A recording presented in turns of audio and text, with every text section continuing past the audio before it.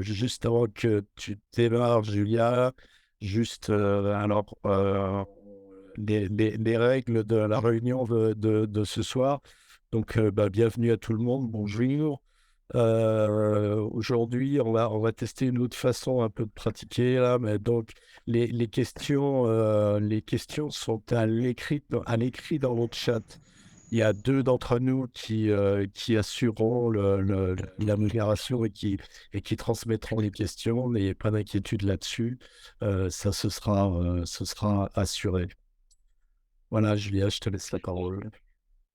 Ah bah, moi, je vais être, brève, hein, parce que l'idée, c'est avant tout d'abord de vous présenter les différents projets qui ont eu lieu, au cours des dernières semaines et des derniers mois. Et puis ensuite de pouvoir répondre, à toutes vos questions si vous en avez, d'ici la fin de la réunion. Et comme on va tenir sur 1 heure, bah, ça va supposer d'être efficace. Donc je vous remercie à tous, d'être là. C'était important aujourd'hui de mettre en avant l'ensemble des bénévoles et l'ensemble des actions qui ont lieu, actuellement, qui ont eu lieu au cours des derniers mois et mises en œuvre par l'association. Vous allez avoir, description des différents, projets avec à chaque fois vraiment n'hésitez pas à nous envoyer toutes les questions que vous pouvez avoir dans le chat, qu'on ait un échange avec vous tout au long en fait de cette discussion. Puis à la fin, on prendra les questions que vous pouvez avoir, hein. On essaie d'avoir ces rendez-vous le plus régulièrement possible. Peut-être pas encore assez régulièrement, mais on s'améliore petit à petit et on est très heureux en tout cas de vous, retrouver aujourd'hui. Ah bien, Hassan, tu peux passer juste au suivant. Alors, je vais prendre la parole pour parler de moi, ce qui est pas obligatoirement l'exercice que je préfère. Donc, bon, vous l'avez vu dans les différentes newsletters qui vous sont parvenues. Il y a eu un petit changement enfin, il y a eu un changement dans le bureau puisque j'ai été élu secrétaire général. Donc aujourd'hui, le bureau est composé, pour les trois premiers, il n'y a pas de changement, hein. Julia, que vous venez d'entendre comme présidente, Vincent Nouvet, vice-président, Laure Pachina, qui est trésorière depuis le tout début de l'association, et moi, secrétaire général depuis environ un mois. Voilà. Hassen, si tu veux. Ouais. Heu, Suite. une autre news liée à la vie de l'association et dans un peu en parallèle de ces réunions publiques qui sont du coup des réunions Zoom, qui sont évidemment enregistrées, que vous retrouvez sur la chaîne YouTube. Il y a aussi le canal mail qu'on a décidé d'un peu plus éditorialiser, cette année. Alors l'année dernière, vous avez évidemment déjà reçu pas mal de mails de la part de l'association, mais cette fois-ci, on a essayé de se tenir à un rythme un peu plus, régulier et d'essayer de tenir des rubriques, récurrentes. Donc, le mois dernier, donc fin février, vous avez reçu la première édition de ce nouveau format et la semaine prochaine, normalement, vous devrez recevoir la suivante. Donc si jamais vous n'êtes pas encore abonné à la newsletter, il suffit d'aller sur unboutdesmedias.org ou ubdm.org et vous pouvez mettre votre email dans le petit formulaire qui fait part sur la page, au milieu, je pense et vous pourrez recevoir les prochains, emails. Donc voilà, c'est tout nouveau et c'est assez sympa parce que surtout on met en avant les projets, on met en avant les bénévoles et on vous tient informé de ce qui se passe, dans l'asso. Top, merci. Et ben, je vais faire moi de mon côté un petit point sur nos actions de plaidoyer. Puisque, on est, toujours, au boulot, pour porter nos propositions dans le débat public et auprès, des pouvoirs publics et on a organisé, on est en train d'organiser et ce moment va avoir lieu la semaine prochaine, un temps fort, à l'Assemblée nationale pour parler de nos propositions, qui est l'organisation d'un petit déjeuner, parlementaire. Donc je vous en avais parlé sur, le Discord, cet événement devait avoir lieu il y a quelques semaines et puis finalement il y a eu un petit changement de dernière minute qui fait qu'on a reprogrammé ça à la semaine prochaine et donc ça, c'est un des temps forts de cette année pour le pôle plaidoyer où on va avoir l'occasion, grâce à l'invitation de 2 députés écologistes, d'aller parler à des députés et à leurs équipes parlementaires de nos propositions pour l'indépendance des médias. Donc l'idée, ce sera à la fois d'avoir un temps d'échange sur les constats qui concernent l'indépendance des médias. Donc Julia, tu seras présente et il y aura aussi, Jean-Pierre Canet qui est un journaliste, d'investigation qui parlera de son côté plutôt des procédures bâillons et cetera et qui pourra éclairer les députés à ce sujet-là. Et puis surtout, votre équipe plaidoyer va être là dans la deuxième partie de cet événement pour faire une sorte d'atelier à destination des parlementaires pour savoir quoi faire à partir de ces constats. Donc on est très content d'organiser ça, d'autant plus qu'on l'organise en coopération avec Informer n'est pas un délit, qui est une association dont on vous parle régulièrement et dont on partage les causes. Donc on est ravis d'organiser ce temps-là. Et on voulait vous le mentionner non seulement pour montrer qu'on fait des choses chouettes au sein du pôle plaidoyer, mais aussi parce qu'on va aussi faire à la fin un compte-rendu des échanges qui auront lieu avec les députés pour faire un suivi de tout ça. Donc vous serez informés sur ce qui pourra y être dit et sur la suite qui sera ensuite donnée à cet échange-là. Donc ça, c'était pour le point petit déjeuner parlementaire. Et on a d'autres actus au sein du pôle plaidoyer, dont on vous avait parlé dans la précédente newsletter, je crois, qui est qu'on a envoyé une contribution à la mission Flash qui a eu lieu à l'Assemblée nationale au sujet de l'éducation critique aux médias. Donc, on a pu porter cette contribution, et d'ailleurs, je vais vous mettre le lien dans le chat si vous ne l'avez pas encore vu, qui permet de défendre l'indépendance des médias et le fait qu'il faudrait informer davantage que ce soit les jeunes ou les moins jeunes, au sujet de l'indépendance des médias dans les dispositifs d'éducation à ce sujet. Donc, il y a eu ce point qui était intéressant.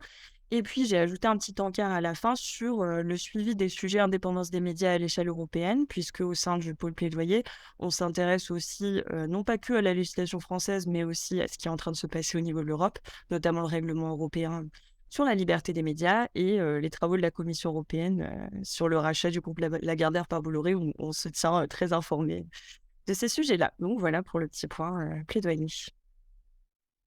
Juste préciser qu'on a une petite équipe d'adhérents à Bruxelles qui nous aide bien à suivre quelques actualités bruxelloises. D'ailleurs, qui était dans la dernière newsletter, il y avait le portrait de Noé De Noé, qui est à absolument. Bruxelles. Voilà, de Noé. Alors, à bout des médias, on essaye, ce soir est un exemple, mais on essaye aussi d'aller à votre rencontre de façon en face à face. Et donc, on a un programme qui évoluera peut-être d'ailleurs, il est probablement pas définitif, mais il y a déjà un certain nombre de choses qui sont actées.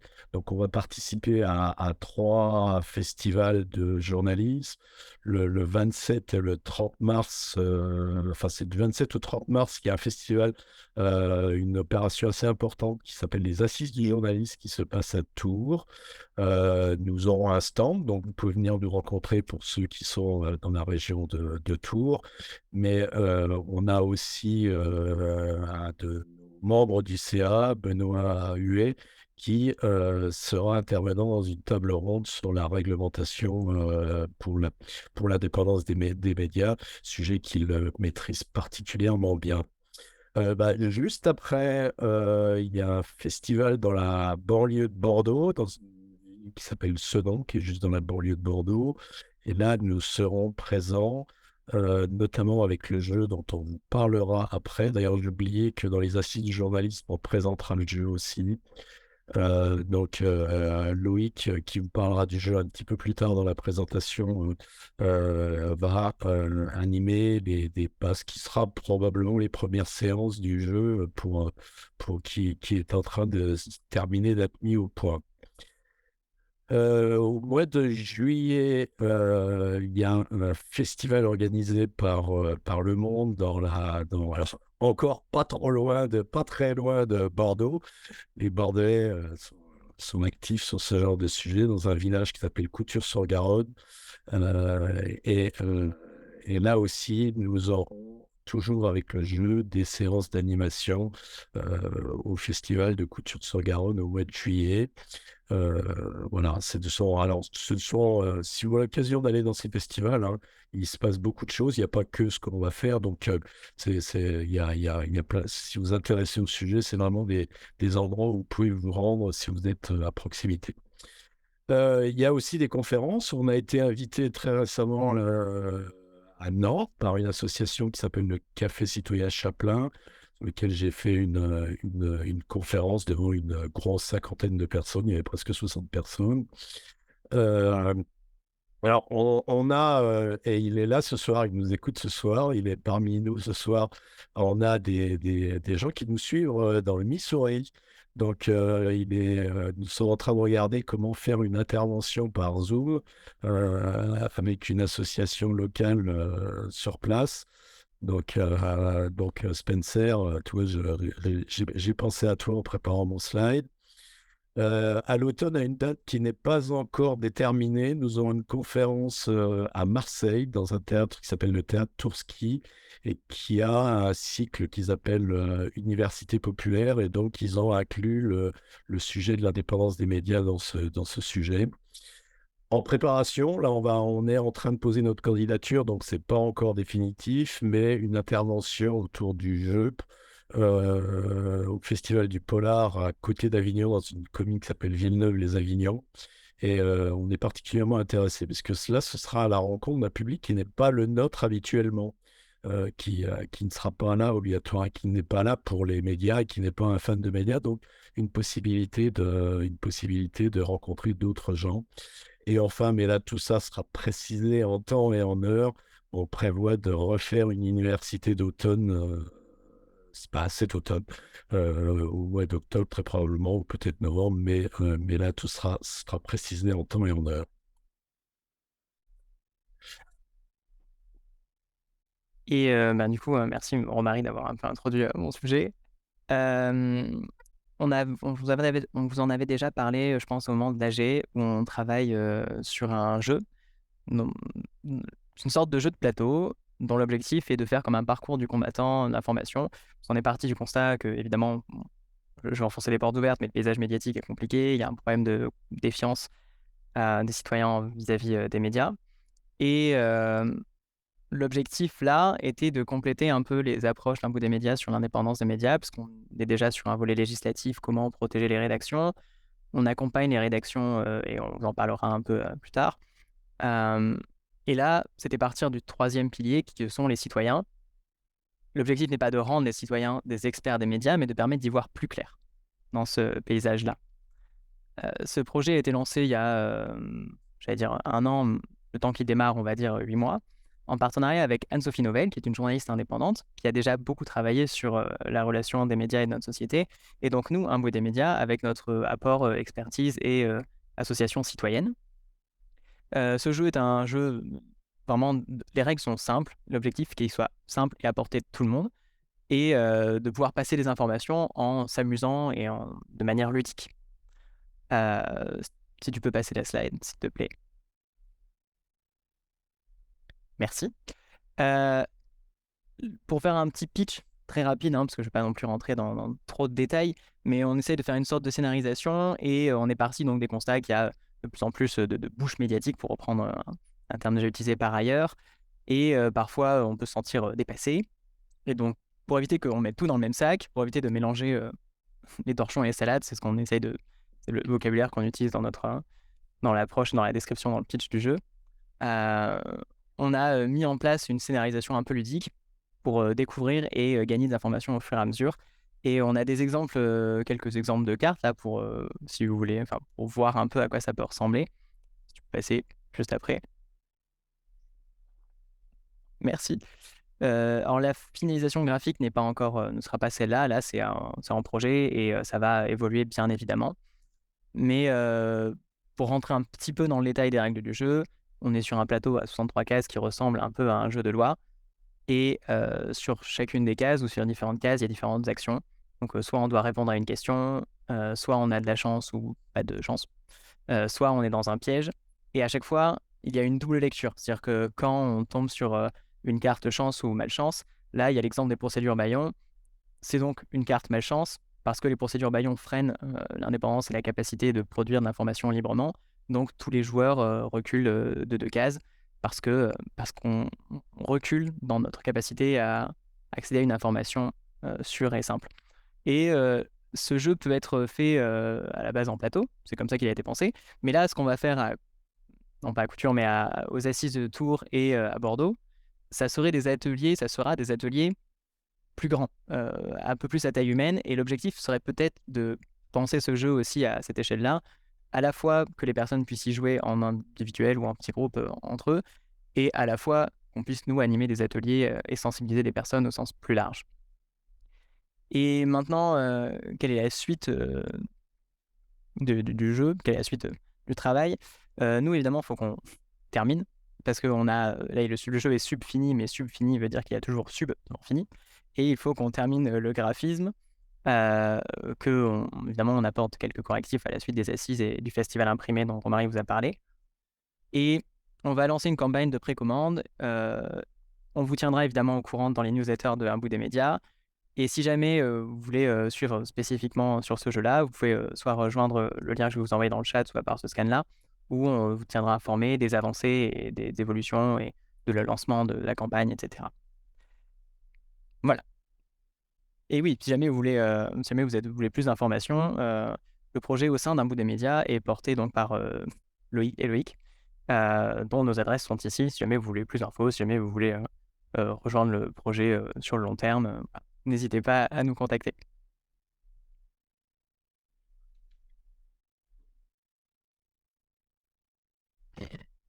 Du coup, pour enchaîner, on parlait donc des actions d'un bout des médias pour venir en aide aux rédactions, ou en tout cas, voilà, essayer de donner un coup de main. Donc en ce moment, on a discuté avec 60 millions de consommateurs.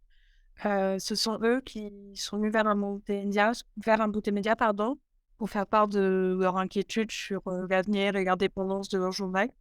Parce qu'en fait, ils sont sous une forme assez particulière, qui est un établissement, ils sont sous la tutelle en fait de l'INC, mais voilà, ils ont quand même une mission d'intérêt général, ils sont sans publicité, ils font un travail d'enquête et ils s'inquiétaient, voilà, de leur avenir financier pour les prochaines années.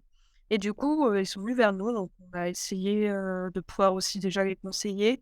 Il y avait aussi une envie d'alerter à la fois une opinion générale, et à la fois des personnalités politiques et gouvernements sur la situation. Donc, on a discuté avec eux.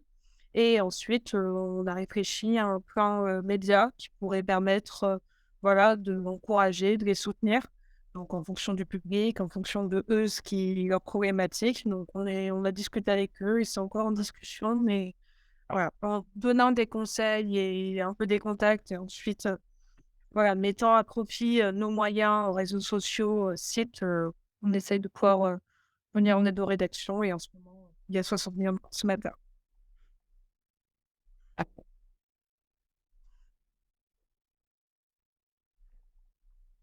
Bonjour à toutes et tous.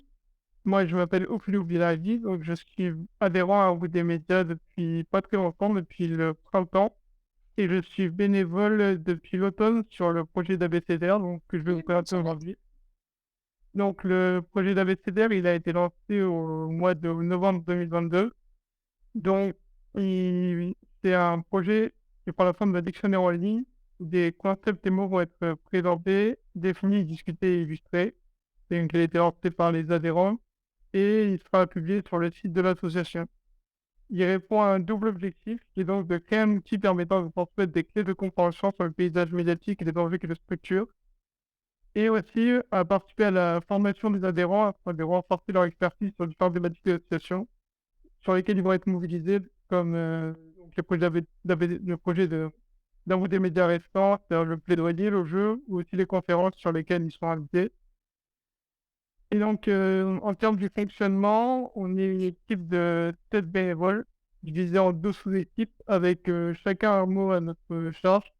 Donc, on a différents mots, comme par exemple l'ARCOM, la conservation des médias, le droit d'agrément ou le pluralisme. En ce moment, on travaille sur... il y a une équipe qui travaille sur l'ARCOM et une équipe qui travaille sur le droit d'agrément. Et on peut passer à la slide après.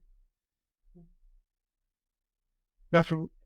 Et pour être franc avec vous, c'est un projet qui nous passionne, le projet d'ABCDR, mais on avance un petit peu moins vite que ce qu'on avait prévu au départ.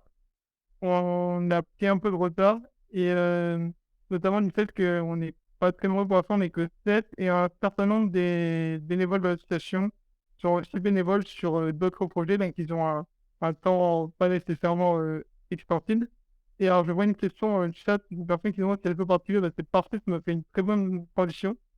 Et ben, tout à fait. En fait, on est à la recherche de plus de bénévoles pour pouvoir réaliser plus de mots et avancer plus vite sur ce projet. Donc, si vous êtes intéressé par le projet d'ABTDR, vous avez un petit peu de temps, il n'y a aucun prérequis. Ou même simplement, si vous avez juste des questions par la suite, vous pouvez me contacter moi, il y a mon adresse mail, ou contacter Loïc ou Marie. Je précise aussi que la vidéo sera publiée sur YouTube, donc si vous n'avez pas le temps de noter l'adresse mail maintenant, vous pourrez les retrouver. Et donc, si vous êtes intéressé, n'hésitez surtout pas à nous rejoindre et on fera plaisir de vous accueillir dans notre équipe. Alors, j'ai remis à la dernière minute mon slide de d'habitude. Comment soutenir l'assaut? Alors, c'est très simple. Si vous n'avez pas de temps et que vous n'avez pas d'argent, vous pouvez simplement aller vous inscrire à la newsletter, liker la page Facebook, vous abonner sur Twitter, etc. Et tous les liens vers les réseaux sociaux qu'il y a en bas du site unboutdesmedias.org. Si vous n'avez pas de temps mais que vous avez un petit peu d'argent, vous pouvez faire un don, un petit don. Si vous avez un peu plus que un petit peu d'argent, vous pouvez faire un plus gros don. Vous pouvez même faire un don récurrent, mensuel. Et si vous avez du temps, là, vous pouvez participer au projet. Chacun des porteurs de projet qui est intervenu ce soir bah, a besoin de bénévoles, a besoin d'aide pour mener les projets. Pour ça, c'est assez simple. Il y a un formulaire de contact sur ubdm.org pour rejoindre la communauté ou pour poser une question. Vous pouvez aussi écrire directement à contact@unboutdesmedias.org ou alors vous pouvez rejoindre le Discord, poser une question, ou etc. Enfin bref, il y a plein de moyens de nous contacter. Vous inquiétez pas, on va vous rattraper si vous, si vous voulez participer. Et après, ça roule comme vous le voyez. Il y a des gens qui n'étaient même pas bénévoles actifs au moment de la dernière réunion publique et qui aujourd'hui sont totalement impliqués dans des projets qui vont durer encore plusieurs semaines et plusieurs mois. Donc je vous encourage à toutes ces actions pour soutenir l'association. Et je rebondis simplement sur ce que tu viens de dire, Hassan. Vous verrez que j'ai mis dans le chat un petit article qu'on avait publié sur le site de l'association à la suite de la précédente réunion publique, justement pour présenter les façons dont on peut s'engager et devenir bénévole au sein de l'association, et qui insiste à la fois sur nos valeurs, évidemment, de défense de l'indépendance des médias et de la liberté de la presse, mais aussi sur le fait qu'on travaille en toute bienveillance, en écoute mutuelle, et on cultive la curiosité de chacun de nos bénévoles. Enfin, toutes les activités qu'on fait au sein de l'association se passent très bien et en bonne entente. Et donc, c'est l'occasion avec cet article-là de regarder un peu quelles sont nos valeurs et comment est-ce que vous pouvez vous engager à nos côtés si vous ne le faites pas déjà. Voilà.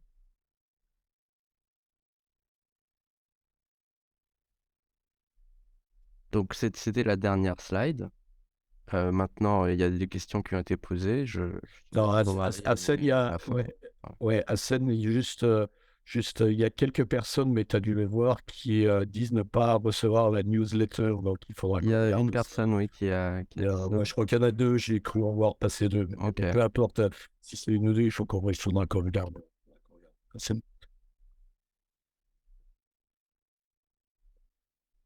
Voilà, effectivement, donc si vous avez des questions ou des remarques, il y a aussi, si vous pouvez les mettre dans le chat, s'il vous plaît, ce sera le plus simple pour nous poser les questions. Surtout, n'hésitez pas, hein, ça peut être sur les projets, ça peut être franchement, foncez. C'est parfois la première question qui est la plus difficile. Allez-y. Et même si vous avez des idées d'autres projets qu'on pourrait développer au sein de l'association. Je sais que nous, vu qu'on a des projets qui sont très complémentaires au sein de l'association, mais toujours pour défendre l'indépendance des médias, au sein de nos équipes, en fait, parfois, il y a des sujets qui peuvent émerger. Je sais, Loïc, que c'était le cas pour le jeu, par exemple, où à la base, on en discutait sans avoir trop idée qu'on allait créer un pôle dédié à ce jeu-là. Et en fait, c'est des discussions, c'est lors d'une réunion publique, je crois, que l'idée de la création du jeu avait émergé. Donc, c'est l'occasion aussi de vous dire, tiens, on pourrait peut-être créer un projet. Ça a pris et c'est très chouette de voir que les projets peuvent émerger de cette façon-là. Ouais, tout à fait, on est une association citoyenne, hein, donc vraiment, foncez et si vous avez quelque chose qui vous tient à cœur en lien avec l'indépendance des médias, enfin, nous, on est bénévoles et on est tous là pour à peu près la même chose, donc franchement, n'hésitez pas. Et tout à fait, le jeu avait été proposé l'année dernière par le deuxième Loïc que je mettais Oui. dans la fiche en janvier 2022. Et je précise que être bénévole, c'est pas obligatoirement y passer beaucoup de temps. Des fois, simplement nous donner un petit coup de main, ça nous rend service. Donc, bien sûr, si vous pouvez passer plus de temps, on est preneur, c'est clair, mais ça peut être simplement une action ponctuelle et ça nous rend très clairement service. Ça arrive de temps en temps que les gens le fassent et c'est toujours, on apprécie toujours. Absolument.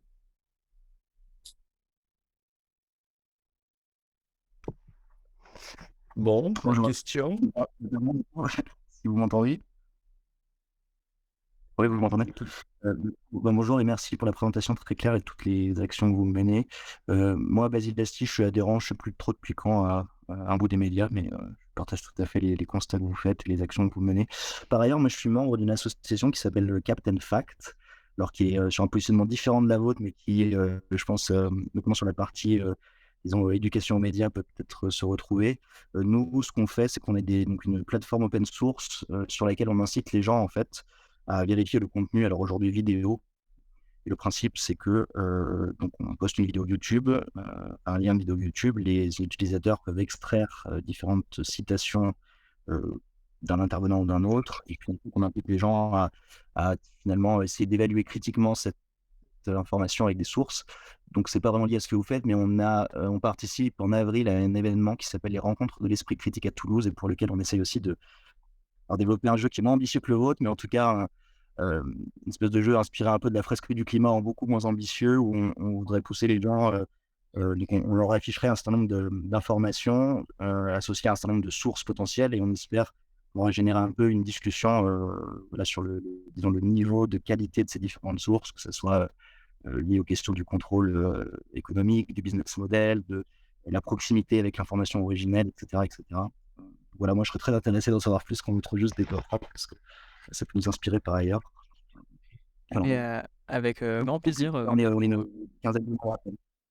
Je vous envoie le lien dans le chat.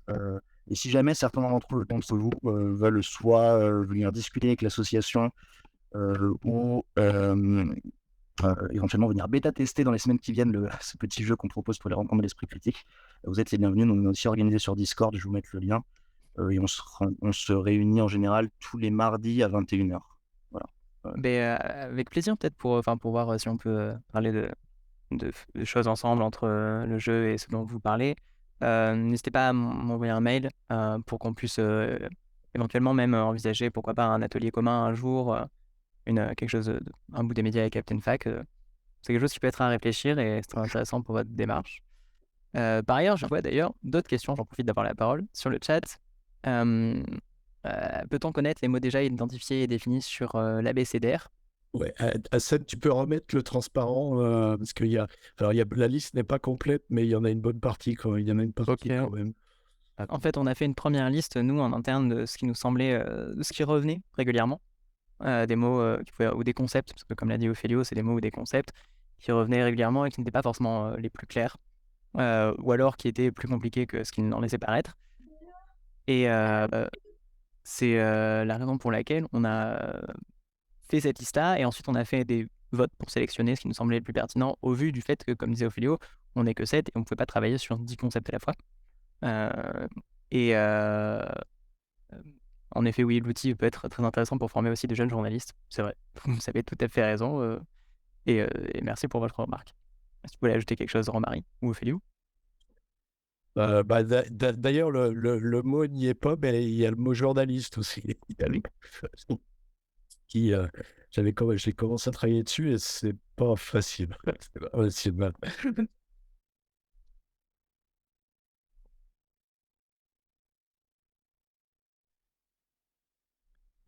Du coup, Caroline, si vous voulez rejoindre le projet d'ABCDR pour nous aider à travailler dessus, avec grand plaisir. Je le fais de manière pas du tout discrète, je mets un pied dans la porte, mais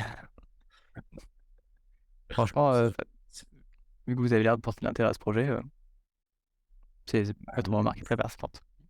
C'est la raison, Louis. Ça m'intéresse. Je prendrai contact séparément. C'est juste, j'ai peur de m'engager et pas avoir beaucoup de temps, mais je trouve ça vraiment très, très pertinent.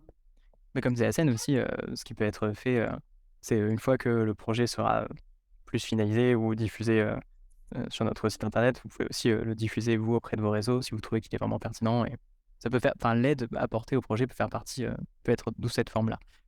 Ouais, alors là, Ah, ma phrase. volontiers, je prends directement contact avec vous aussi sur cet aspect-là. Parce que je pense que moi, je suis plutôt dans le secteur du développement des médias à l'international avec la Fondation Hirondelle. Et là, je pense qu'il y a vraiment un intérêt de pas mal d'organisations d'avoir ces définitions. Très bien. Bah, écoutez, avec plaisir. Avec plaisir. Si on a des lumières, si on a des angles différents que les nôtres, en plus, c'est plus intéressant. Voilà.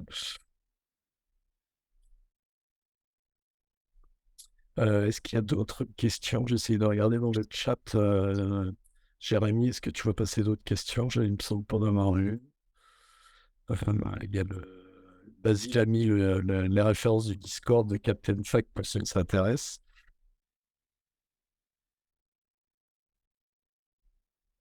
Alors, est-ce qu'il y a une réflexion menée sur l'information en temps de guerre, situation dans laquelle on est et qui risque de durer?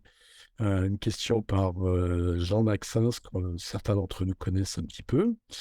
Qui avait participé un peu à l'université d'Automne. Vas-y, tu répondras sûrement beaucoup mieux que moi sur le sujet. Non, je sais pas. En fait, nous, on fait quand même un travail. On n'est pas des journalistes, même s'il y a un certain nombre de journalistes qui sont membres de l'association. Donc, c'est vrai qu'on réfléchit plutôt aux manières de préserver l'indépendance des médias. Et c'est des sujets sur lesquels on travaille. Ensuite, est-ce qu'il y a une réflexion menée sur l'information en temps de guerre? J'ai envie de dire pas par nous, mais par énormément de médias qui s'interrogent sur ce qu'il faut faire, sur comment lutter contre la désinformation, sur ce qu'il faut montrer, sur ce qu'il ne faut pas montrer.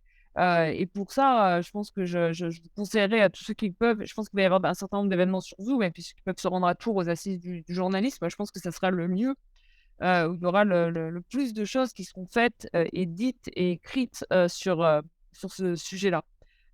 Ensuite, nous, on est toujours un lieu d'information et de discussion. Donc, typiquement, on n'a pas ça, je crois, hein, c'est Romaric qui me corrige, sinon, je crois qu'on n'a pas ça dans notre abécédaire. Mais si à un moment, il y avait quelqu'un qui était intéressé par définir informer en temps de guerre, voilà, on serait aussi content de le rajouter dans les mots. Donc nous, au Chélieu, je dis Romaric, mais donc voilà, nous, c'est pas, ça fait pas l'objet aujourd'hui de notre réflexion, mais ça ne veut pas dire qu'il n'y a pas une réflexion qui est menée sur le sujet. Je suis même sûr qu'il y a une réflexion qui est menée sur le sujet par énormément de rédactions à l'heure actuelle.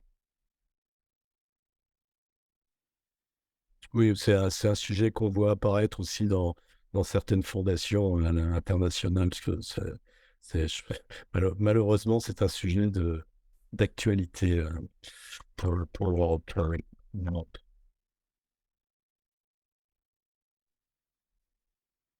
Est-ce qu'il y a d'autres questions? Bon, s'il n'y a pas d'autres questions, je sais pas, on va pouvoir conclure là. Julia, est-ce que tu peux faire une petite conclusion? Je peux en faire une si tu veux, mais c'est bien que tu as... Ah, il y a quelqu'un? Parce que ça, juste, je suis assez étonné, puisque là, on est 500 jours avant les Jeux Olympiques, Paralympiques, et je suis assez étonné de la complaisance de la presse dans son ensemble sur l'organisation globale, sur la billetterie, puisque à chaque fois qu'il y a un article qui critique le système de billetterie, les prix de place, mais pas seulement. Je pense par exemple pour les personnes en situation de handicap, il est impossible de spécifier qu'on est en situation de handicap. Et je suis étonné de la complaisance de la presse globale. Il n'y a pas un journal qui contredit en quoi que ce soit les affirmations, notamment du responsable de l'organisation, mais pas seulement. En l'occurrence, c'est Tony Estanguet qui est à la tête du comité d'organisation. Je suis très, très étonné de cette complaisance comme ça. Le fait qu'il ait annoncé, par exemple, 1 million de places à 24 €, on s'aperçoit qu'en réalité, il n'y en a que 500 000. Puis c'est juste mentionné au coin dans un article du Monde, comme ça, rapidement. Et puis, il y a tout un ensemble de choses quand même qui sont stupéfiantes. Par exemple, le montant de la facture qui va être multiplié par 2, par 3, par 4, on ne sait pas.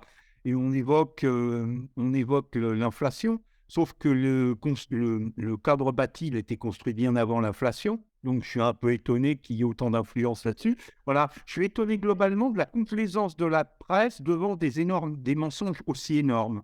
Nous, on fait pas de commentaires de traitement médiatique. Je veux dire, le sujet de l'association, c'est si demain, par exemple, des journalistes de l'équipe, bon, on parle de sport, mais ça pourrait être des journalistes de n'importe quel titre, radio, télé, nous contactent et nous disent on a voulu couvrir ce sujet des JO, mais on s'est fait censurer par notre actionnaire ou on s'est fait censurer par un annonceur parce que ça collait pas à la ligne éditoriale. Qu'est-ce qu'on peut faire? Là, nous, on a un rôle.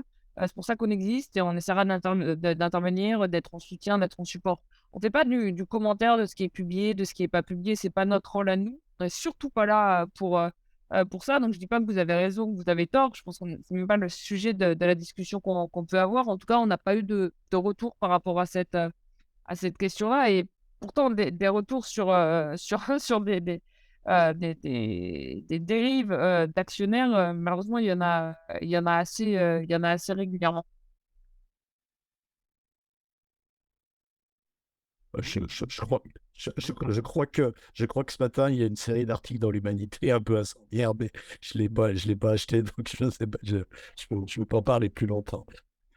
Mais je suis assez d'accord, je suis totalement d'accord avec ce que Julia Cagé vient de dire, parce que en réalité, ce que j'entendais ou ce que je sous-entendais, c'est qu'il y a un petit peu un mélange des genres, et notamment, on voit bien, enfin, je veux dire, entre ceux qui financent l'organisation des Jeux Olympiques, c'est-à-dire les grandes marques, on va dire, et puis les mêmes qui financent également les journaux, etc. Ce qui, à mon avis, explique l'amabilité, la gentillesse, voire la complaisance des commentaires.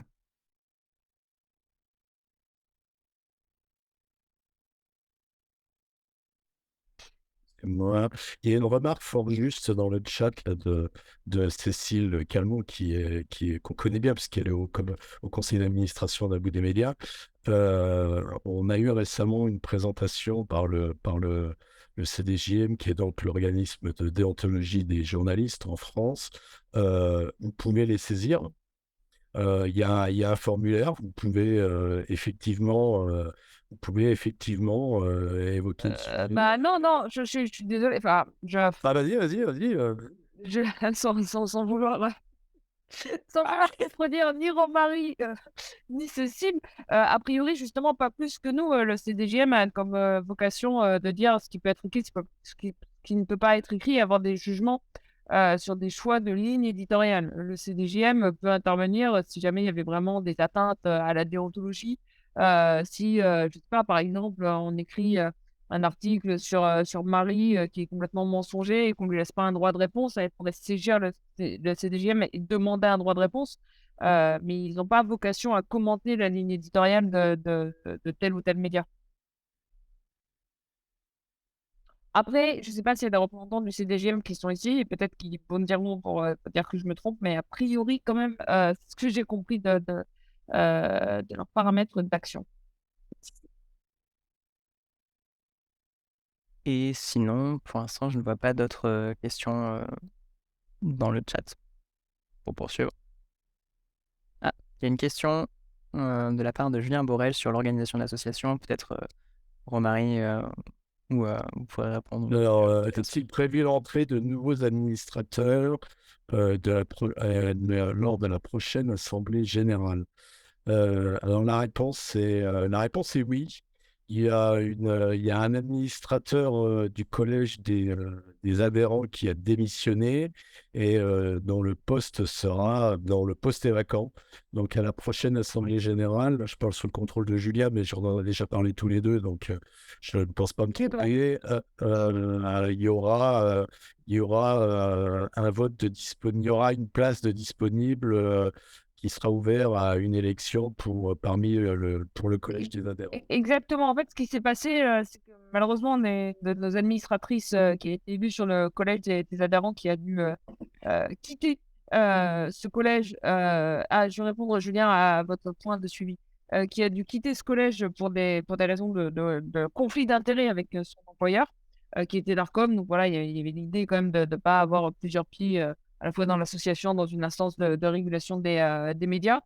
On aura aussi une élection de 2 personnalités qualifiées, puisqu'il y avait 5 postes de personnalités qualifiées. Il y en a 4 qui sont entrés à la première assemblée générale et on a une de ces personnalités qualifiées qui nous a quittés. Donc on aura aussi l'élection de 2 personnalités qualifiées, donc on aura 3 nouveaux administrateurs.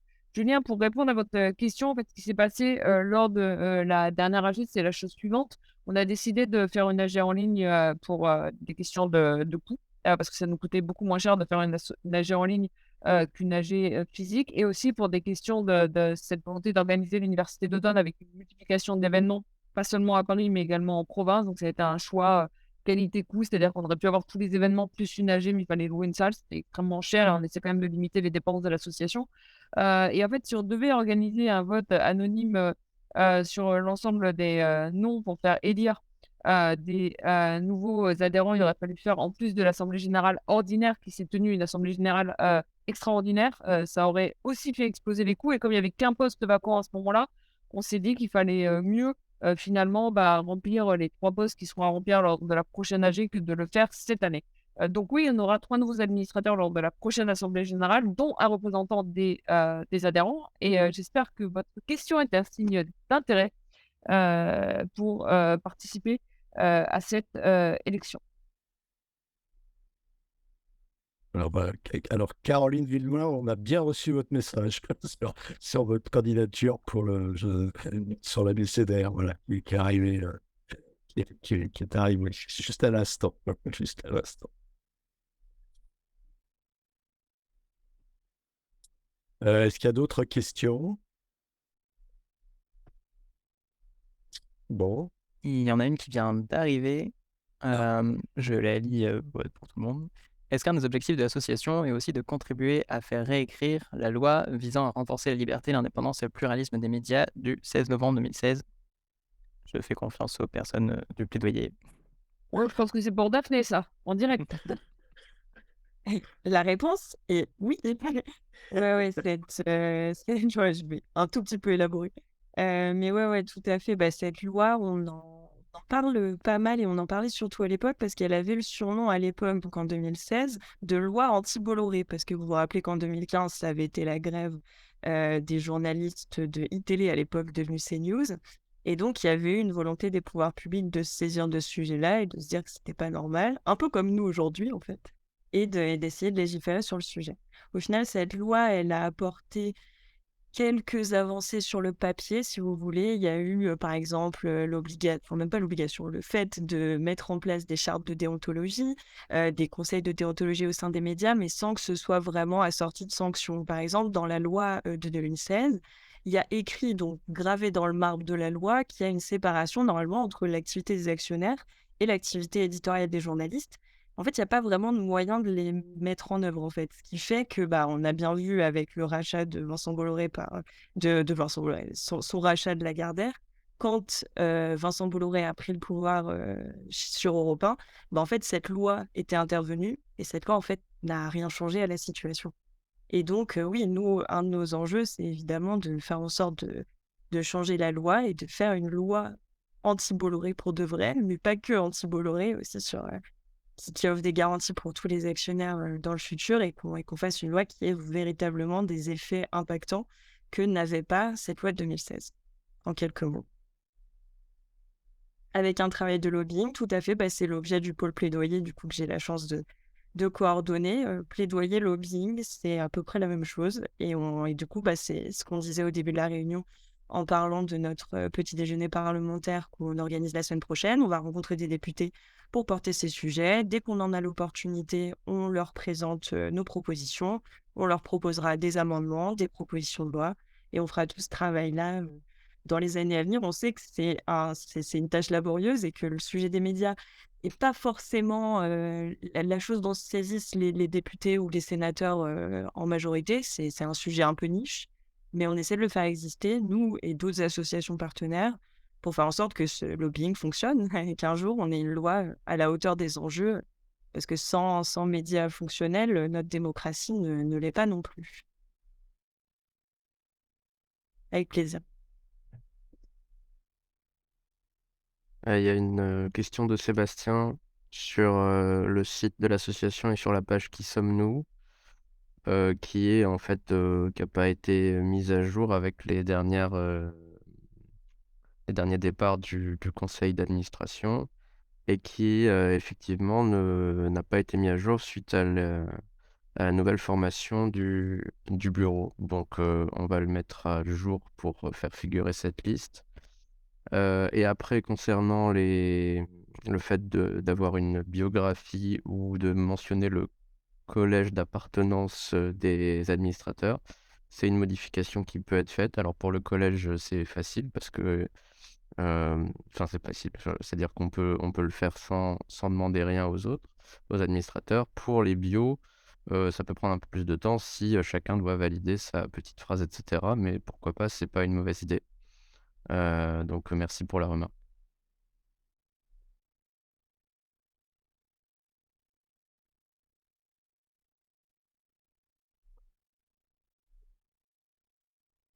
Eh bien, peut-être un petit mot de conclusion. Alors, je vais en faire un, puis peut-être que Julien en fera un derrière. Julien en fera un derrière moi. Moi, ce que je voulais dire, là, c'est qu'en préparant cette réunion, je m'aperçois qu'on n'aurait pas dit tout ce qu'on a dit ce soir, tout ce qu'on a dit ce soir. Donc, je pense que l'année 2023 est une année où on voit s'accélérer un certain nombre de choses et se met en place des organisations plus robustes. On a encore du chemin à faire, hein, ça, je ne le nie pas, je ne le nie pas, mais il commence à y avoir pas mal de choses.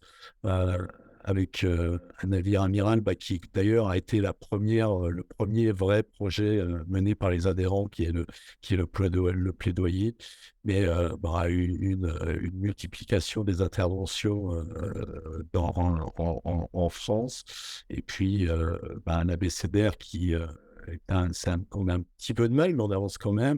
Donc il y a le jeu qui va sortir, là, qui est quelque chose de super intéressant. Donc voilà, il y a pas mal de petites choses qui avancent et qui étaient loin d'être acquises il y a un an quand on faisait ce genre de réunion. Ouais, et ben moi, en mode conclusion, qu'est-ce que je pourrais vous dire? Je pourrais vous dire que on aimerait bien ne plus avoir de raison d'être, ni d'exister et disparaître en mettant la clé sous la porte. Malheureusement, c'est pas le cas. C'est encore très loin d'être le cas.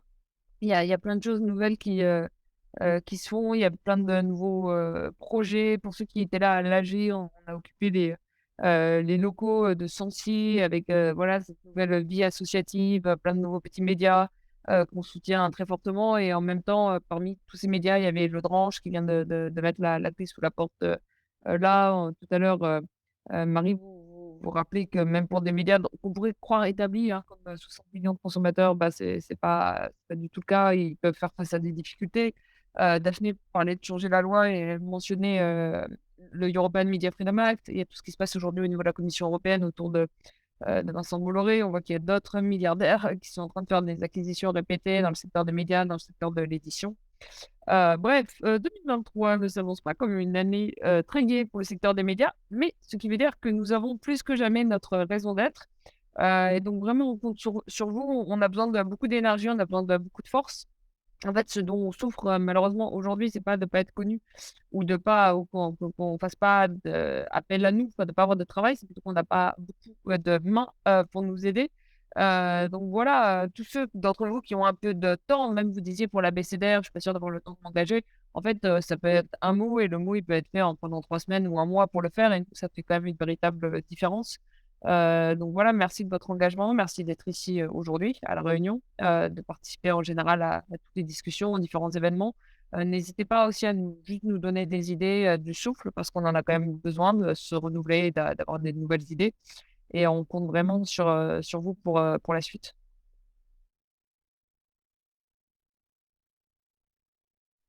Ben voilà, très bien. Merci à tous d'avoir participé. Et comme l'a dit Julien, n'hésitez pas à nous contacter pour des questions, pour des idées, pour des critiques, pourquoi pas. C'est pour que l'on puisse avancer. Et on a besoin de vous tous. Même une adhésion, c'est déjà pour nous, c'est déjà pour nous beaucoup, puisque plus on sera nombreux, plus on aura de force. Voilà. bonne soirée à tout le monde et merci de votre attention et merci à tous ceux qui ont préparé et participé à cette présentation et à cette petite réunion. Bonne soirée, à bientôt. Merci. Au revoir à toutes et à tous.